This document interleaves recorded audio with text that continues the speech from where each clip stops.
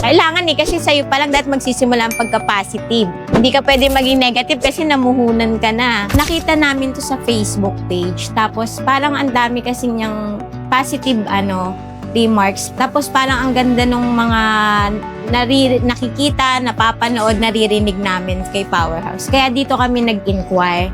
Tapos pagka-inquire namin, nagkasundo naman yung bayaw ko, tsaka yung kausap niya sa phone. Kasi accommodating yung mga staff talaga. Promise, totoo naman din talaga yon. Konting mo lang tatawag sila sa'yo pag sinabi mo. Kaya yon, si Powerhouse yung napili na. Yung biggest challenge namin, una din yung pagpapatayo nito, pagpaplano, kasi hindi rin pala basta-basta yun, kasi kailangan may sukat. Tapos yun nga yung mga paglakad ng mga dapat kuryente, mga permit. Pinaka nagustuhan namin kay Powerhouse, pag may tinanong ka, pag may kailangan kang itanong, sasagot sila agad sa'yo. Yun kasi kailangan yun kasi syempre hindi naman pwedeng gumalaw kami ng walang nila, di ba? Yung karanasan naman po namin sa team, okay naman po. Mula din po dun sa pagtawag ni na magi-install na. Tapos pati yung date, okay din naman. Eto na yun, nandito na, okay naman po. Maganda naman yung serbisyo nila sa amin. Ang kumpiyansa namin kasi lang dapat maging positive ka lang siguro kasi lahat naman ng tao gusto ng negosyo, di ba? So, kailangan talaga tiyagain, kasipagan para mapaunlad tong negosyo to. Kasi yun yung talagang inaano ko na pina-positive remarks ko sa isip ko. Kailangan i-push ko to.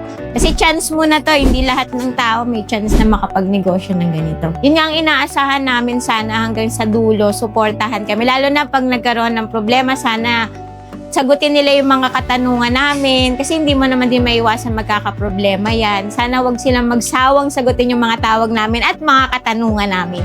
Concentrate muna kami dito sa 2-tonner na to. Tapos sana soon malakihan pa natin. Kumbaga, hindi lang 2-tonner, mas marami pa. Tapos magkaroon din ng ibang branches. Sana, hoping, ganon.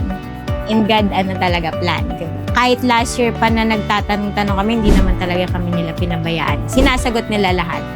So, tingin ko talaga, maglo-long term to. Unang-una, planuhin po na nila munang mabuti. Lahat naman ang umpisa mahirap, pero pagtsatsagaan at kakayanin.